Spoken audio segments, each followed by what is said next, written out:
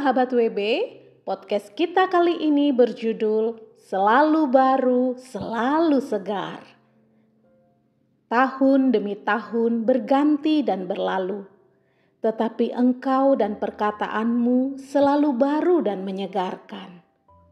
Hari ini, aku memasuki bulan kedua di tahun 2022 ini. Kutengok kembali catatan akhir tahunku saat menutup tahun 2021 yang lalu. Dan kudapati engkau memang tetap sama. Perkataanmu selalu baru dan menyegarkan setiap hariku. Tahun 2021, tahun 2020, tahun-tahun sebelum pandemi, tahun-tahun tersulitku, tahun-tahunku yang paling menyenangkan, serta juga tahun 2022 ini.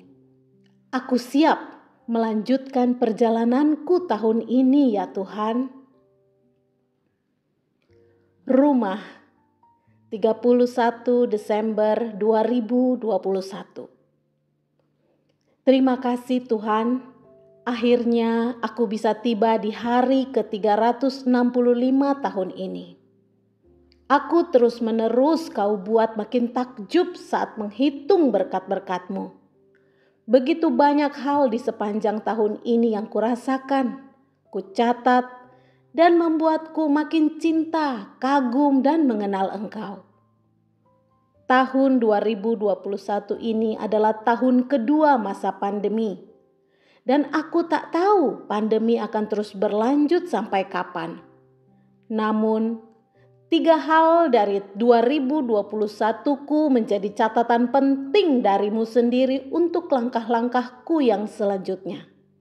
Sungguh, Engkau adalah Tuhan yang hidup dan nyata. Engkau mengajariku arti keluarga. Pandemi membuat kami sekeluarga inti makin saling mengenal dan otentik. Kami menjadi makin apa adanya lewat hal-hal yang terjadi sehari-hari. Semuanya justru menyatakan kebesaran-Mu di tengah-tengah kami.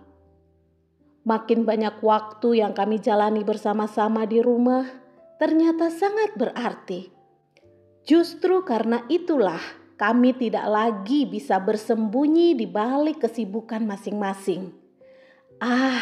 Keluarga memang hal terbaik dan terindah yang Tuhan berikan. Disinilah tempat kami semua mengalami penerimaan, pengertian, kasih sayang, nasihat, teguran, dan pembelajaran bersama untuk kami masing-masing tumbuh menjadi makin dewasa.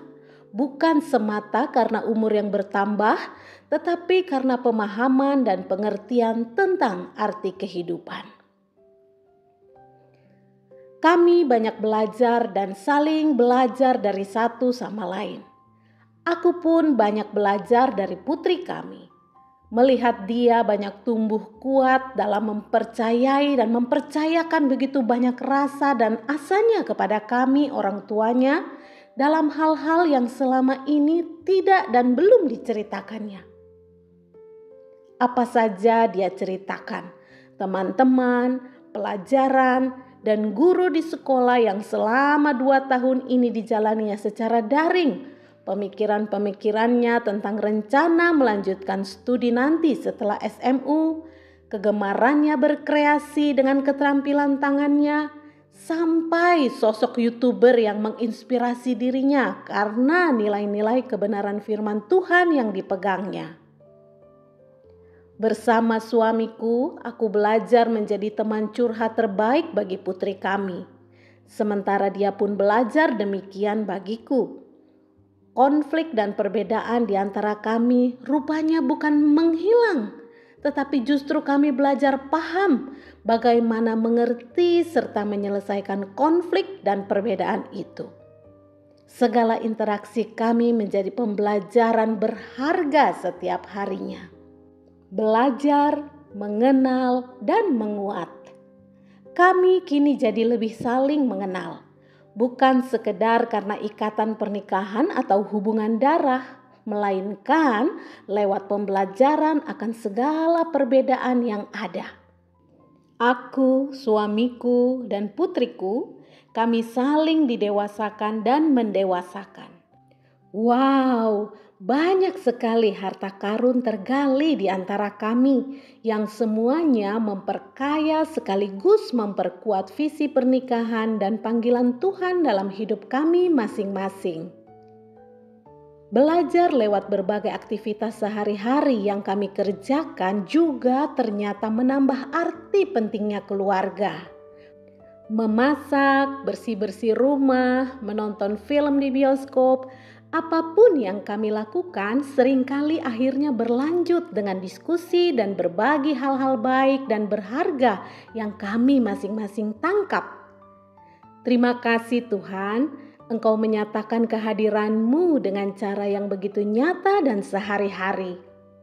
Meski ternyata pemahamanku tentang kehadiran Tuhan awalnya begitu terbatas, melalui semua ini aku melihat Engkau nyata dengan cara yang tidak terbatas di tengah-tengah kehidupanku bersama keluarga.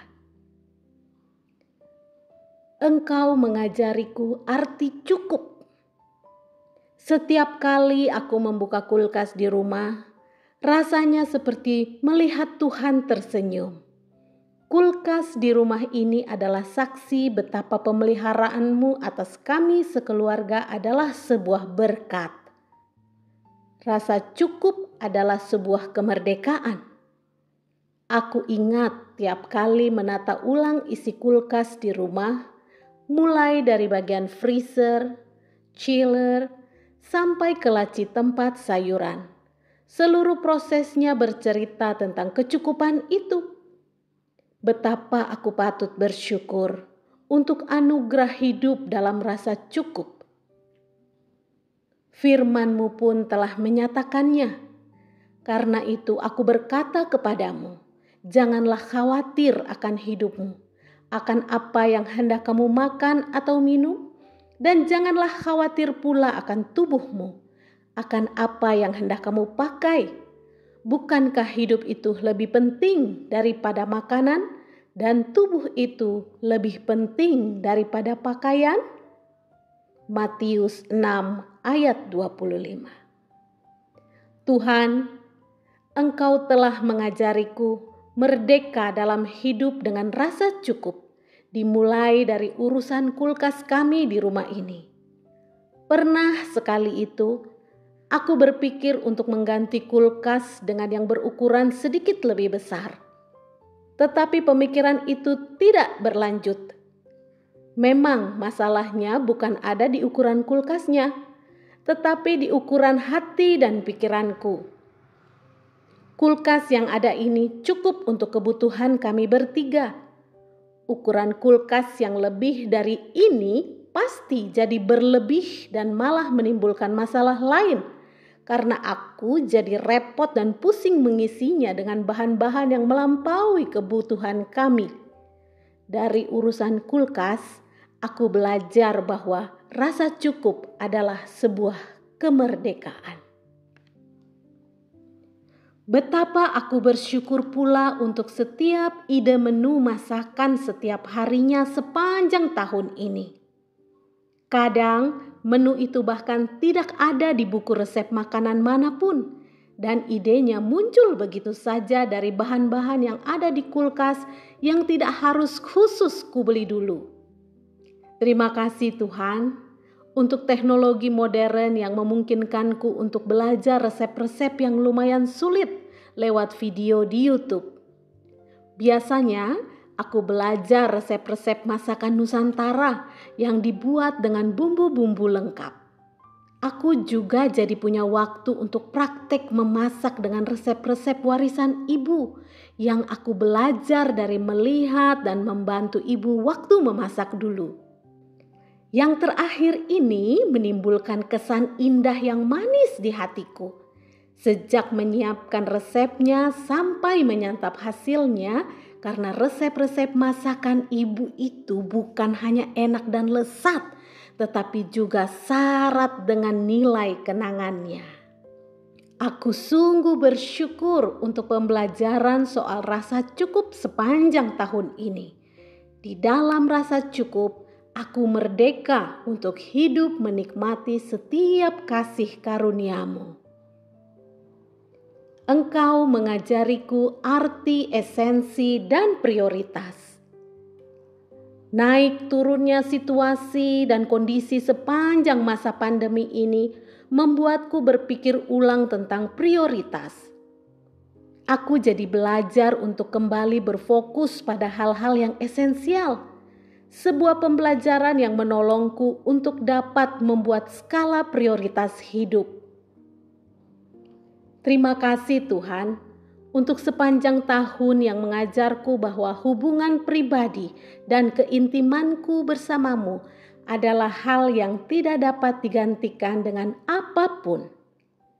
Terima kasih pula karena Engkau meneguhkanku dengan apa yang Engkau sendiri lakukan saat di bumi, bahwa Engkau selalu pergi ke tempat sunyi untuk menyendiri bersama Bapa, berbicara dari hati ke hati dan belajar makin memahami isi hati Bapa. Kini aku punya, mengerti, dan makin mensyukuri Getsemaniku. Setiap saat aku berdua saja dengan Engkau. Itulah saatnya untuk aku mendengarkan Engkau berbicara. Waktu pribadi denganmu bukan hanya diperlukan waktu aku mengalami kesesakan atau punya kebutuhan tertentu, tetapi itulah tempat terbaik untuk aku mendengarkan suara-Mu. Engkau bisa dan pasti berbicara apa saja, mulai dari peneguhan, penghiburan, kekuatan, nasihat, sampai bahkan teguran. Aku bersyukur sekali untuk firman-Mu yang tidak pernah berhenti berkata-kata bagiku lewat segala yang kubaca, kudengar, kulihat, dan kurasa.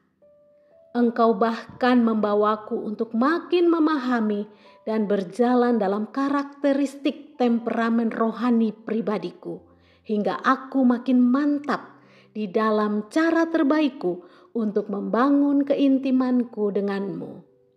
Oh, betapa Engkau sungguh baik. Terima kasih juga Tuhan, karena Engkau mengingatkanku supaya tidak tergopoh-gopoh dengan berbagai kompleksitas situasi. Segala hal bisa terjadi dan berkembang di tengah-tengah pola hidup baru yang beradaptasi dengan pandemi ini.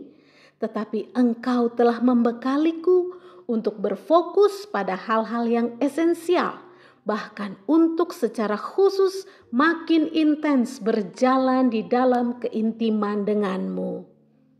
Aku percaya itulah satu-satunya kekuatan untuk aku menjalani hari-hari ke depan yang serba tidak menentu. Menutup tahun 2021, hatiku melimpah dengan syukur. Ya Tuhan Allahku, aku mengerti. Engkau pasti punya maksud dan kehendak lewat setiap hal yang terjadi untuk mendewasakanku. Bahkan dalam setiap peristiwa kecil sehari-hari. Terima kasih Tuhan untuk segala hal berharga dan indah yang menjadi catatan akhir tahunku bersama-Mu. Aku mau terus mempercayai Engkau dan mempercayakan hidupku dalam kedaulatan-Mu. Tahun 2022 akan menjadi kelanjutan perjalananku ini bersama-Mu. Bagimu matahari tidak lagi menjadi penerang pada siang hari, dan cahaya bulan tidak lagi memberi terang pada malam hari. Tetapi Tuhan akan menjadi penerang abadi bagimu, dan Allahmu akan menjadi keagunganmu. Yesaya 60 ayat 19. Sahabat WB, demikianlah podcast kita kali ini. Sampai jumpa lagi dan Tuhan Yesus memberkati.